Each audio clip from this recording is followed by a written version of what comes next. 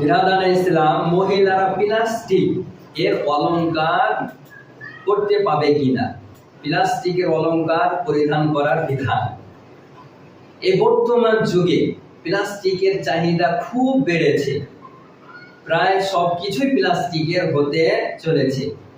প্লাস্টিকের অনেক অলংকারও তৈরি হয়েছে।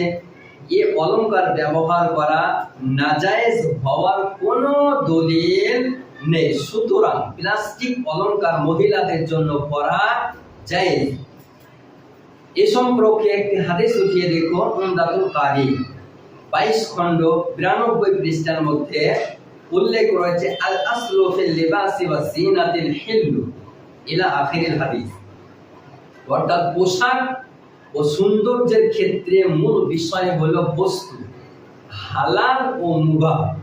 ভালো হওয়া চাই, কাপড়ের বিষয়ে হোক অথবা শরীরের বিষয়ে হোক অথবা ঘর বাড়ির বিষয়ে, সবই সমান। প্লাস তাহলে এখান থেকে বোঝা যায় যে প্লাস্টিকের চুড়ি অলংকার পরিধান করা মেয়েদের জায়েজ, কিন্তু লোহা, পিতল, তামা, সিটি গোল্ড এগুলো মহিলাদের পরা জায়েজ নয়। বিরাদান ইসলাম, চুড়ি ও পলার বিধান। চুড়ি ও পলা মহিলারা পরিধান করতে পাবে কিনা?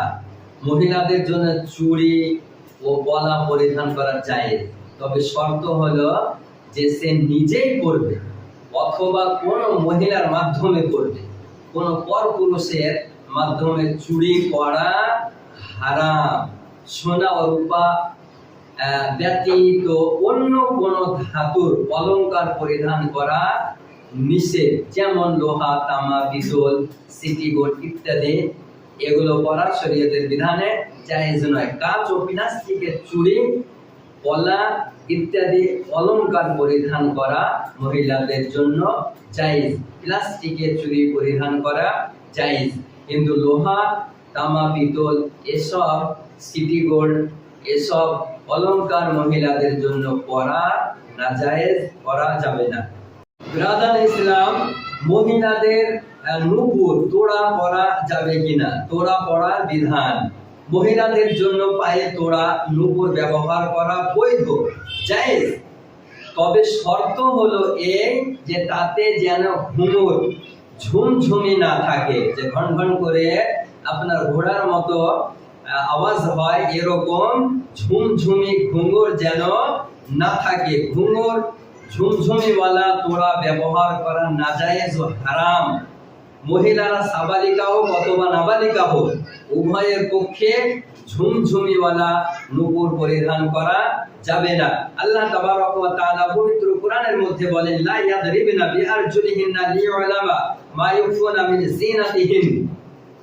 অর্থাৎ মহিলারা যেন তাদের গোপন সাজসজ্জা প্রকাশ করার জন্য জোরে পদচারণা না করে, জোরে না চলে। সূরা নূর আয়াত নাম্বার 31 এর মধ্যে বর্ণনা হয়েছে।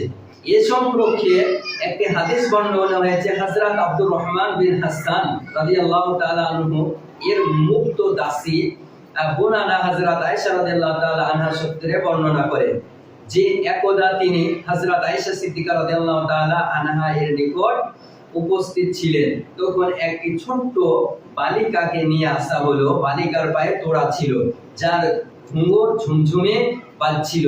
তা শুনে আমার নবী পাক সাল্লাল্লাহু আলাইহি সাল্লাম বললেন, এর পা থেকে তোড়া না খুলে তাকে আমার কাছে আনবে না। তিনি আরো বলেন, আমি নবী পাক সাল্লাল্লাহু আলাইহি ওয়াসাল্লাম কে বলতে শুনেছি, যে ঘরে ঘন্টা থাকে সে ঘরে ফেরেশতা প্রবেশ করে না। আবু দাউদ শরীফ হাদিস নাম্বার 4231 এর মধ্যে লিপিবদ্ধ রয়েছে। তাহলে এই হাদিস এবং কোরআন থেকে দিবালোকের ন্যায় বোঝা যায় যে মহিলাদের ঝুমঝুমিওয়ালা নূপুর তোড়া পরিধান করা যাবে না, এটা নাজায়েজ। বিনা ঝুমঝুমিওয়ালা যদি হয় তাহলে মেয়েদের পরিধান করা জায়েজ। রাহমাতুল্লাহি ওয়া বারাকাতুহু। বিরাদান ইসলাম, বর্তমান যুগে মহিলারা উঁচু গোড়ালি জুতো পরিধান করে, যাকে হিল জুতো আমরা বলি। তো শরীয়তের বিধান অনুযায়ী মহিলারা উঁচু জুতো পরতে পাবে কিনা, পরিধান করতে পাবে কিনা। উঁচু গোড়ালে জুতো পরিধান করার কয়েকটি কারণে নাজায়েজ। 1 নম্বর, চরিত্রহীন, পাপী ও মডার্ন মহিলাদের সাথে সাদৃশ্য পাওয়া যায়, এই কারণে উঁচু জুতো পরিধান করা মেয়েদের জন্য জায়েজ নয়। 2 নম্বর কারণ, উঁচু গোড়ালি জুতো পরে নিজের উচ্চতা প্রকাশ করা। নচেত দেখবেন যারা নিচু মহিলা তারাই বেশি উঁচু গোড়ালি জুতো পরিধান করে। সুতরাং এটা এক প্রকার বোকা প্রতারণা, যা শরীয়তে নাজায়েজ ও হারাম। 3 নম্বর, গোড়ালি ভারী হওয়ার কারণে চলাফেরার সময় আওয়াজ সৃষ্টি হয়, যার কারণে পরপুরুষের দৃষ্টি আকর্ষণ হয়। 5 নম্বর, গোড়ালি উঁচু হওয়ার কারণে পিছন বেশি প্রকাশ পায়। 6 নম্বর, বিচলন করতে হলে বাঁকা হয়ে বিচলন করে সোজা হয়ে চলতে পারে না। এছাড়া আরো অনেক কারণ আছে যে কারণে উঁচু হিল পরিধান করা মেয়েদের জন্য নাজায়েজ, এটা পরা মেয়েদের জন্য জায়েজ নয়। আসসালামু আলাইকুম ওয়া রাহমাতুল্লাহি ওয়া বারাকাতুহু। বিরাদার ইসলাম, বর্তমান যুগে মহিলারা উঁচু গোড়ালি জুতো পরিধান করে, যাকে হিল জুতো আমরা বলি। তো শরীয়তের বিধান অনুযায়ী মহিলারা উঁচু জুতো পরতে পাবে কিনা, পরিধান করতে পাবে কিনা। উঁচু গোড়ালি জুতো পরিধান করার কয়েকটি কারণে নাজায়েজ। 1 নম্বর, চরিত্রহীন, পাপী ও মডার্ন মহিলাদের সাথে সাদৃশ্য পাওয়া যায়, এই কারণে উঁচু জুতো পরিধান করা মেয়েদের জন্য জায়েজ নয়। 2 নম্বর কারণ, উঁচু গোড়ালি জুতো পরে নিজের উচ্চতা প্রকাশ করা। নচেত দেখবেন যারা নিচু মহিলা তারাই বেশি উঁচু গোড়ালি জুতো পরিধান করে। সুতরাং এটা এক প্রকার বোকা প্রতারণা, যা শরীয়তে নাজায়েজ ও হারাম। 3 নম্বর, গোড়ালি ভারী হওয়ার কারণে চলাফেরার সময় আওয়াজ সৃষ্টি হয়, যার কারণে পরপুরুষের দৃষ্টি আকর্ষণ হয়। 5 নম্বর, গোড়ালি উঁচু হওয়ার কারণে পিছন বেশি প্রকাশ পায়। 6 নম্বর, বিচলন করতে হলে বাঁকা হয়ে বিচলন করে সোজা হয়ে চলতে পারে না। এছাড়া আরো অনেক কারণ আছে যে কারণে উঁচু হিল পরিধান করা মেয়েদের জন্য নাজায়েজ, এটা পরা মেয়েদের জন্য জায়েজ নয়। কিছু জায়গায় দেখা যায় পুরুষেরা, ছেলেরা কান ফুটো করে, কান ছেদ করে, নাক ফুটো করে, নাক ছেদন করে। তো পুরুষের জন্য নাক ছেদন করা শরীয়তের বিধান অনুযায়ী নাজায়েজ ও হারাম। বালি পরিধান করার জন্য কান ছেদন করা, যা মহিলাদের অলংকার, পুরুষদের জন্য জায়েজ নয়। ফাতওয়ায়ে শামী ফাসলু ফিল বাই'i 9 খণ্ড 693 পৃষ্ঠার মধ্যে লিপিবদ্ধ রয়েছে। ব্রাদার ইসলাম, এ সম্পর্কে প্রশ্ন হতে পারে যে শিশুদের কান, নাক ছেদানো ও গহনা পরানো যাবে কিনা।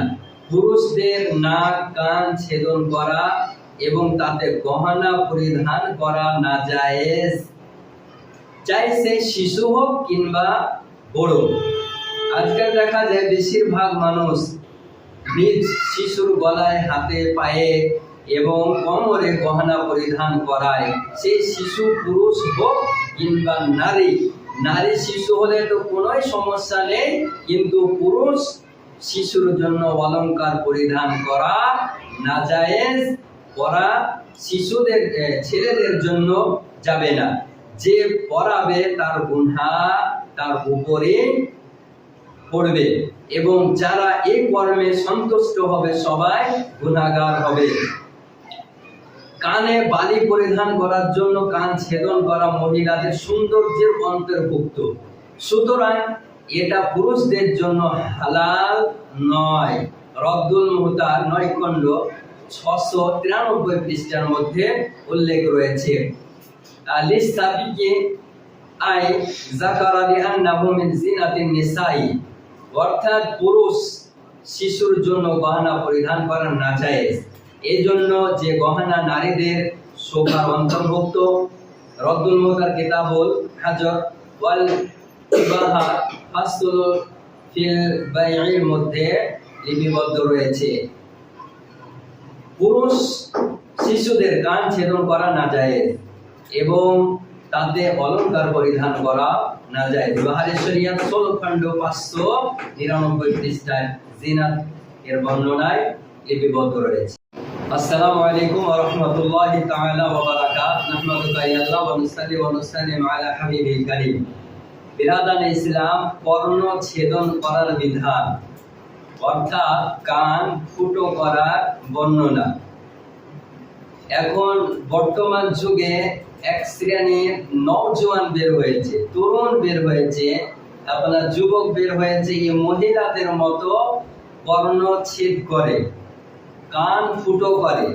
তো পুরুষের জন্য কান ফুটো করা যাবে কিনা এবং মহিলারা কান ছেদ করতে পাবে কিনা, কর্ণ ছেদন করার বিধান কি? মহিলাদের কর্ণ ছেদন করা এবং তাতে অলংকার পরিধান করা শরীয়তের বিধানে জায়েজ, কিন্তু পুরুষদের জন্য কান ফুটো করা শরীয়তের বিধানে নাজায়েজ ও হারাম। এর প্রচলন হযরত হাজেরা রাদিয়াল্লাহু তাআলা আনহা থেকে আরম্ভ হয়েছে। তাতারখানিয়া কিতাবে রয়েছে আন ইবনে আব্বাস আন্নাহু ক্বাল ওয়াকা'আত ওয়াহাশাহু বাইনাল হাজিরা ইলা আখিরিল হাদিস, অর্থাৎ হযরত ইবনে আব্বাস রাদিয়াল্লাহু তাআলা আনহু থেকে বর্ণিত। একবার হযরত সারা রাদিয়াল্লাহু তাআলা আনহা ও হযরত হাজেরা রাদিয়াল্লাহু তাআলা আনহার মধ্যে কিছু একটা বিষয় নিয়ে কথা বাড়াবাড়ি হয়। তখন হযরত সারা রাদিয়াল্লাহু তাআলা আনহা কসম খেয়েছিলেন, যদি আমার সুযোগ মেলে তাহলে হাজেরার কোন অঙ্গ কেটে দেব। আল্লাহ তাবারক ওয়া তাআলা হযরত সাইয়্যিদুল মালায়েকা জিবরাইল আলাইহিস সালামের মারিফাত হযরত ইব্রাহিম আলাইহিস সালাম কে নির্দেশ দিলেন যেন ওদের পরস্পরের মধ্যে আপোস করে দেন। হযরত সারা রাদিয়াল্লাহু তাআলা আনহা আরজ করলেন, তাহলে আমার কসমের কি সুরাহা হবে, আমার কসমের কি হবে? তখন হযরত ইব্রাহিম আলাইহিস সালাম এর উপর ওহী নাযিল হলো, হযরত সারা রাদিয়াল্লাহু তাআলা আনহা কে নির্দেশ দাও যে সে হযরত হাজেরা রাদিয়াল্লাহু তাআলা আনহার কর্ণ ছেদন করে। এ সময় থেকে মহিলাদের কান ছেদন করা শুরু হয়, যা আল হক প্রথম খণ্ড 367 পৃষ্ঠায় উল্লেখ রয়েছে। হযরত ইবনে আব্বাস রাদিয়াল্লাহু তাআলা আনহু বলেন, আমার আবুন নবী সাদাকাতি, নবী পাক সাল্লাল্লাহু তাআলা আলাইহি ওয়াসাল্লাম মহিলাদেরকে সদকা করার আদেশ দেন। রাবি অর্থাৎ বর্ণনাকারী বলেন, আমি দেখলাম তারা তাদের কর্ণ, কান ও কণ্ঠের দিক হাত প্রসারিত করে গয়নাগুলো হযরত বিলাল রাদিয়াল্লাহু তাআলা আনহুর কাছে অর্পণ করছে। বুখারী শরীফ হাদিস নাম্বার 5249 এর মধ্যে লিপিবদ্ধ রয়েছে।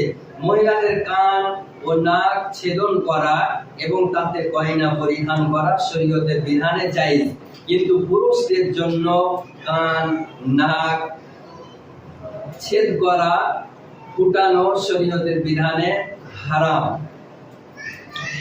কিছু জায়গায় বালক ছেলেদের নাক ও কান ছেদন করতে দেখা যায়, এটা নাজায়েজ ও হারাম। আন-নাস্তাকবাল উজনি লিতা'লিকিল কুরতি ওয়া হুয়া মিন জিনাতিন নিসাই ফালা ইয়াহিল্লু লিয-যাকুরি, অর্থাৎ বালি পরিধান করার জন্য কান ছেদন করা যা মহিলা। বিরাদান ইসলাম, টিকলি ব্যবহার করার বিধান। মহিলারা কপালে টিকলি ব্যবহার করে, শরীয়তের বিধানে টিকলি ব্যবহার করা যাবে কিনা? টিকলি ব্যবহার করা নিষেধ, নাজায়েজ। শরীয়তে এটা জায়েজ নয়, অবৈধ, কারণ এটা ফ্যাশনবাদ, বাজারো, মডার্ন এবং বেজাতি মহিলাদের অভ্যাস, বেধর্মী মহিলাদের অভ্যাস। আর এই সমস্ত মহিলাদের সাদৃশ্য গ্রহণ করতে শরীয়ত নিষেধ করেছে। টিকলি আঠা দিয়ে কপালে লাগায়, যার জন্য তার জায়গা ওযু ও গোসলের সময় পানি পৌঁছাবে না, যার ফলে তার ওযু ও গোসল হবে না। আর এটা বেধর্মীর একটি ফ্যাশন, যেটা মুসলমান মহিলাদের জন্য জায়েজ নয়, এটা অবৈধ। বিরাদান ইসলাম, বিউটি পার্লারে মেকআপ করা যাবে কিনা? বিউটি পার্লারে মেকআপ করা অপব্যয় এবং বেকার কর্ম। তাতে এমন ভাবে মেকআপ করে দেয় যে আসল চেহারায় বিকৃত হয়ে যায়, আসল চেহারায় চেনা যায় না, কি কালো কি গোরা, কালো কি ফর্সা। এটা এক প্রকারের ধোঁকা। তাই এটা শরীয়তের বিধানে নাজায়েজ। যারা বেহায়া, নির্লজ্জ, চরিত্রহীন, বাজারো মহিলা, দিন ধর্মের সাথে বিশেষ সম্পর্ক রাখে না, তারাই বেজাতিদের মতো বিউটি পার্লারে গিয়ে মেকআপ করে থাকে আর রূপচর্চা করে হাটে বাজারে আপনার ঘুরে বেড়ায়। আল্লাহ তাবারক ওয়া তাআলা পবিত্র কোরআনে বলেছেন, ইন্নাল্লাযীনা ইউহিব্বুনা আন তাশিয়াল ফাহিশাতা ফিল্লাযীনা আমানু লাহুম আযাবুন ফিদ দুনিয়া ওয়াল আখিরাহ। অর্থাৎ যারা পছন্দ করে যে ঈমানদারদের মধ্যে অশ্লীলতা ও নির্লজ্জতা প্রসার লাভ করুক, তাদের জন্য ইহকাল ও পরকালের যন্ত্রণাদায়ক শাস্তি রয়েছে। সূরা নূর আয়াত নাম্বার 319 এর মধ্যে উল্লেখ রয়েছে।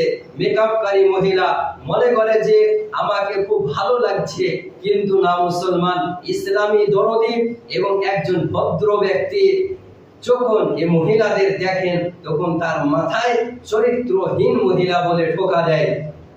কারণ একজন সুচরিত্র বা ভদ্র মহিলা এসব ফ্যাশন পছন্দ করতে পারে না। কিন্তু এখন পরিবেশ এমন দূষিত হয়েছে যে যুবতী তো যুবতী, বুড়িরাও মেকআপ করে যুবতী সাজতে চায়। আর এটা হচ্ছে ধোঁকা। বুড়ি যদি যুবতী দেখে তাহলে এটা মানুষকে ধোঁকা দেওয়া। শরীয়তের বিধানে মেকআপ করা যাবে না, এটা নাজায়েজ, অবৈধ। আসসালামু আলাইকুম ওয়া রাহমাতুল্লাহি তাআলা ওয়া বারাকাতুহু। বিরাদান ইসলাম, বর্তমান যুগে এক শ্রেণীর নেট ফারাজি বের হয়েছে। এই নামাজে সূরা ফাতিহার শেষে গায়রিল মাগদুবি আলাইহিম ওয়ালাদ-দাল্লিন যখন ইমাম বলে, তখন এরা এত জোরে আপনার আমিন বলে, যারা হার্টের অসুখ রয়েছে আমার মনে হয় হার্টে অ্যাটাক করবে। তো এই নেট ফারাজি নাজদিদের ট্যাবলেট খোর, এরা নামাজের পরিবর্তন করার জন্য গায়রিল মাগদুবি আলাইহিম ওয়ালাদ-দাল্লিনের পরে এত জোরে আমিন বলতেছে। জোরে আমিন আস্তে বলতে হবে না জোরে বলতে হবে?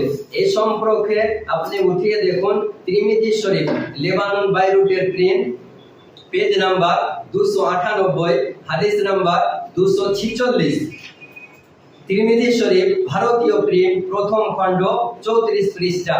নাসাই শরীফ লেবানন বাইরুটের প্রিন্ট, পেজ নাম্বার 316, হাদিস নাম্বার 925, 926, 927, 928 এবং 929। ভারতীয় নাসাই শরীফ ভারতীয় প্রিন্ট এর প্রথম খণ্ড 147 পৃষ্ঠার মধ্যে সাহেবে নাসাই এবং ইমাম তিরমিজি রাহমাতুল্লাহ আলাইহি বর্ণনা করেন। আন আলকামা বিন আন আবিহি রাদিয়াল্লাহু তাআলা আন্না নবী সাল্লাল্লাহু তাআলা আলাইহি ওয়াসাল্লাম ক্বারা গায়রিল মাগদুবি আলাইহিম ওয়ালাদ-দাল্লিন ফাকাল আমিন। আলকামা তিনার পিতা হতে বর্ণনা করেন, নবী পাক সাল্লাল্লাহু তাআলা আলাইহি ওয়াসাল্লাম যখন গায়রিল মাগদুবি আলাইহিম ওয়ালাদ-দাল্লিন পড়তেন, তখন আমিন বলতে আস্তে আওয়াজে। আপনি আমি একটু যদি খেয়াল করি তাহলে আরো অন্যান্য হাদিসে রয়েছে, যার ইমামের ফারিস্তার আমিনের সঙ্গে যার আমিন মিলে যাবে, তার সমস্ত পূর্বের গুনাহকে আল্লাহ ক্ষমা করে দেন। তাহলে আপনারা বলেন ইমাম জোরে আমিন বলে না আস্তে বলে? ইমাম আস্তে আমিন বলে, গায়রিল মাগদুবি আলাইহিম ওয়ালাদ দাল্লিন উচ্চ স্বরে বলে, কিন্তু আমিন আস্তে বলে। আর এই নেট ফারাজি, হাত ঝাড়ুয়া, ফিঙ্গার হিলুয়া এত উচ্চ আওয়াজে আপনার মসজিদে আমিন বলতেছে যে নামাজি নামাজ পড়তে গিয়ে ভুলে যাচ্ছে কি শব্দ ভেসে আসছে। বিরাদান ইসলাম, এইরকম নাজদিক ট্যাবলেট খোরেদের কাছ থেকে আপনারা 100 কিলোমিটার দূরত্ব বজায় রাখুন এবং আহলুস সুন্নাহ ওয়াল জামাতের উপর পাহাড়ের মতো স্থির থাকুন। বিরাদান ইসলাম, বর্তমান যুগে মহিলারা ভুরু সেভ করে, ভুরু পাতলা করে। শরীয়তের বিধানে ভুরু সেভ করা যাবে কিনা? মহিলারা রূপ চর্চা করতে খুব ভালোবাসে, তাই তারা শরীয়তকে লক্ষ্য না করে শরীয়ত বিরোধী অনেক কর্ম করে থাকে, অনেক কাজ করে থাকে। তার মধ্যে একটা হলো চোখের ভুরুকে সরু করে নেওয়া, পাতলা করে নেওয়া। রব্বুল আলামিন মানুষকে যেভাবে সৃষ্টি করেছেন, আলহামদুলিল্লাহ, সমস্ত সৃষ্টির সেরা এবং সর্বশ্রেষ্ঠ সৌন্দর্যময় করেছেন রব্বুল আলামিন। তার সৃষ্টিতে কোনো রকমের পরিবর্তন জায়েজ নয়। চোখের ভ্রুগুলিকেও খুব সুন্দর করে আল্লাহ রব্বুল আলামিন বানিয়েছেন, তাতে কোনো রকমের পরিবর্তন জায়েজ নয়। এটা কাবিরা গুনহের অন্তর্ভুক্ত, এটা বড় গুনাহ, কাবিরা গুনাহ ভুরু সেভ করা। একটি হাদিসের মধ্যে উল্লেখ রয়েছে, হাদিসটি নাসাই শরীফ, হাদিস নাম্বার 5106, কিতাবুজ জিনা। عن ابن مسعود قال سمعت رسول الله صلى الله عليه وسلم يلعن المتنمصات। অর্থাৎ হযরত আব্দুল্লাহ ইবনে মাসউদ রাদিয়াল্লাহু তাআলা আনহু হতে বর্ণিত, তিনি বলেন, আমি নবী পাক সাল্লাল্লাহু তাআলা আলাইহি ওয়াসাল্লামকে যে সকল মহিলা ভুরু ইত্যাদির পশম উপড়ে ফেলে বা সরু করে, পাতলা করে এবং দাঁতে ফাঁক করে এবং তার যারা শরীরে দাগ লাগায়, স্টিকার লাগায়, ট্যাটু লাগায়, যারা আল্লাহর সৃষ্টিকে বদলে দেয়, তাদের উপর আল্লাহর অভিশাপ রয়েছে, আল্লাহ লানত করেছেন। নাসাই শরীফ, হাদিস নাম্বার 5106। এই সমস্ত কর্মগুলি যে মহিলা সৌন্দর্য বা রূপচর্চার জন্য করে, তার প্রতি অভিশাপ বর্ষণ করা হয়েছে। ফাতুহুল বারি কিতাবে আছে ইফহামু মিনহু আন্নাল মাজমুমাতা, অর্থাৎ উক্ত হাদিসে বোঝানো হয়েছে যে অভিশাপ ওই মহিলার জন্য যারা উক্ত কর্মগুলি সৌন্দর্য বা রূপচর্চার জন্য করে। ফাতুহুল বারি 10 খণ্ড 372 পৃষ্ঠার মধ্যে উল্লেখ রয়েছে। তাহলে এখান থেকে বোঝা যায় ভুরু সেভ করা শরীয়তের বিধানে জায়েজ নয়, এটা শরীয়ত বিরোধী কাজ। আমাদের মা বোনেদের ইসলাম ধর্মকে ফলো করা দরকার। বেধর্মী, নাজদি, খ্রিস্টান, ইহুদি, হিন্দু ধর্মের কর্মতে আমাদের ঘরের মা বোনেরা বর্তমান সময়ে লিপ্ত রয়েছে। আসসালামু আলাইকুম ওয়া রাহমাতুল্লাহি তাআলা ওয়া বারাকাতুহু। বিরাদান ইসলাম, শরীরে দাগ লাগানোর বিধান, শরীরে দাগ লাগানো যাবে কিনা?